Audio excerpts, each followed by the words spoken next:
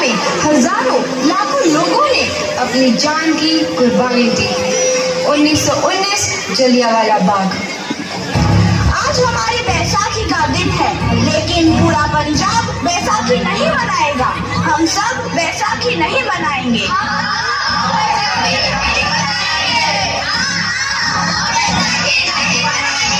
जब तक हम अंग्रेजों को भारत से बाहर नहीं निकाल देते, पूरा पंजाब बैसाखी नहीं मनाएगा। अच्छा, तो तुम सब हमारा विरोध करता है, भाग जाओ यहाँ से। इसका अंजाम बहुत ही बुरा होगा।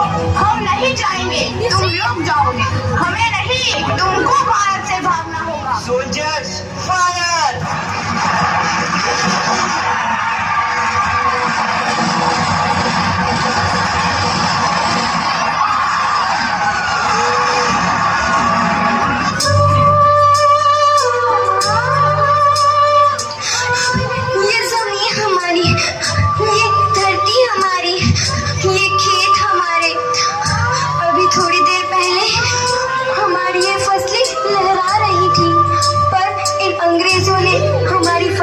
बर्बाद कर दी। इन अंग्रेजों ने एक ही झटके में इन सब फसलों को काट दिया। अंग्रेजों, तुम्हारे इस अत्याचार से हम डरेंगे नहीं। इस अत्याचार का बदला लेकर रहेंगे। हम आजादी लेकर रहेंगे। जलियांवाला बाग हर हिंदुस्तानी की आंख नम कर गया। इस कांड में कितने मासूमों की आहुति चढ़ गई। इतनी हैवानियत से इंसानियत कत्ल कर दी गई। जलियांवाला बाग के हत्याकांड ने आजादी की आग में घी देने का काम किया। मासूम औरतों, बच्चों की दर्द भरी चीखें और सिसकियां इनकलाब का गूंज बनकर उभरी। लाला लाजपत राय, भगत सिंह, राजगुरु, सुखदेव सरीखे क्रांतिकारियों ने भारत की इस जमीन से विदेशी दरिंदों को निकाल फेंकने के मंसूबे मजबूत कर लिए। 8 अप्रैल 1929 लाला लाजपत राय के नेतृत्व में साइमन कमीशन के खिलाफ एक भारी जुलूस निकाला गया। Simon commission, Simon commission, Simon commission, Simon commission, Simon commission, Simon commission, Simon commission, Simon commission, Simon commission. बेवकूफ इंडियंस, तुमको हमारी बात समझ में नहीं आती। Stop this. Simon commission. नहीं मानता। आई से स्टॉप दिस। लाला जी, आप आगे बढ़ो, हम आपके साथ हैं। लाला जी, संघर्ष करो, हम आपके साथ हैं।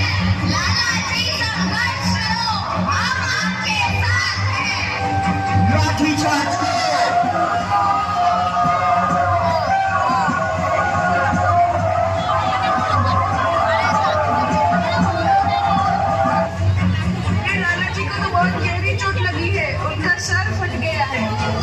मेरे शरीर में लगी एक एक लाठी अंग्रेजी सरकार के कफन में कील का काम करेगी।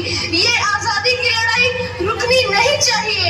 ये जिम्मेदारी मैं तुम सबको सौंप कर जा रहा हूँ।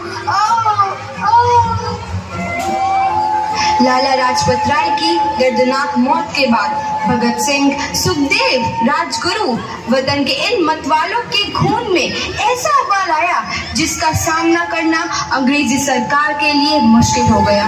अंग्रेजों को करारा जवाब देने के लिए स्कॉट और सैंडर्स को मारने की रूपरेखा रची गई।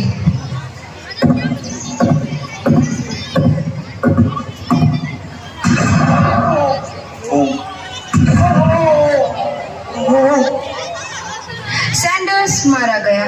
चारों तरफ तहलका मचा था। दीवारों पर लिखा था, लाला जी की मौत का बदला ले लिया गया है। भगत सिंह समेत सभी वहां से फरार हो गए।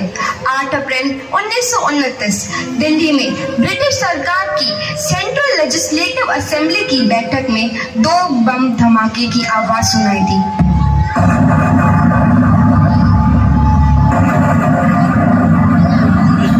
धमाकों ने अंग्रेजी हुकूमत को हिलाकर रख दिया।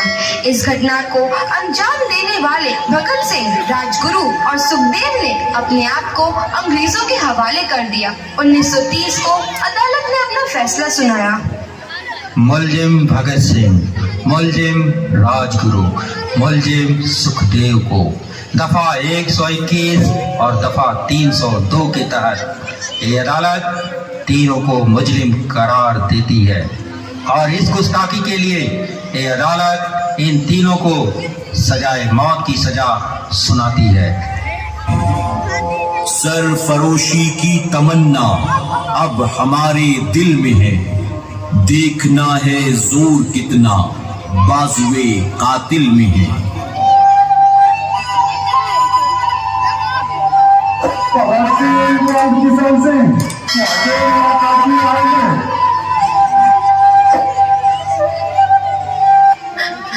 पुत्र की हाल है तेरा? मैं चंगा हूँ माँ, फिक्र करने की कोई गल नहीं। पुत्र, मेरा दिल तेरी तरह पत्थर दिल नहीं होगा। तेरी ये गला सुन के मेरा कलेजा फटे जा रहा है। माँ, मेरा दिल कोई पत्थर जैसा नहीं है, एक वतन परस्त का दिल है जो मेरे देश प्रेम के जज्बे को ताकत देता है। बेटा, मेरा लाल। माँ, आज मेरी तपस्या पूरी होने जा रही है। जे तू रोई तो मैंने तकलीफ होई। सोच, तेरा पुत्र आज शादी करने वास्ते जा रहा है। फर्क केवल इतना है, वो घोड़ी पर नहीं फांसी पर चढ़ने वास्ते जा रहा है। आज तू क्रांतिकारी की माँ है, कल तू एक शहीद की माँ होगी। माँ, पुत्र भगत, तू इतनी छोटी उम्र में हम सबको छोड़ के चला जाएगा? तूने जिंदगी में देखा ही क्या है पुत्र? मैंने अपनी माँ देखी है जिसने मुझे एक ही बात बताई है कि बेटे, अपने देश के लिए एक बार मरना 100 बार जन्म लेने के बराबर होता है। अच्छा माँ, अब आशीर्वाद दे, आखिरी बार विदाई लेने का समय आ गया है। भगत, मेरे लाल।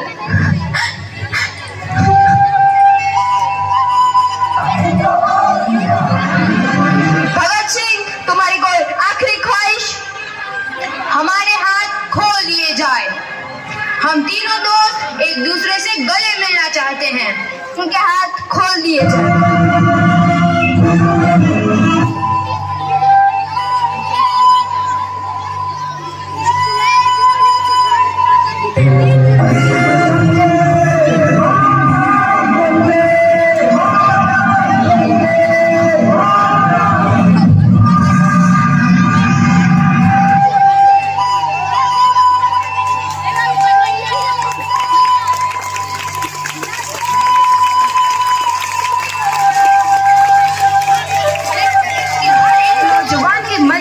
आजादी की नई उमंग हिलोरे लेने लगी। अंग्रेजों भारत छोड़ो का नारा जोर पकड़ रहा था। सबने एक आजाद भारत का सपना देखना आरंभ कर दिया था। हर कोई अपने अपने ढंग से इस महायज्ञ में अपनी आहुति दे रहा था। सुभाष चंद्र बोस, रानी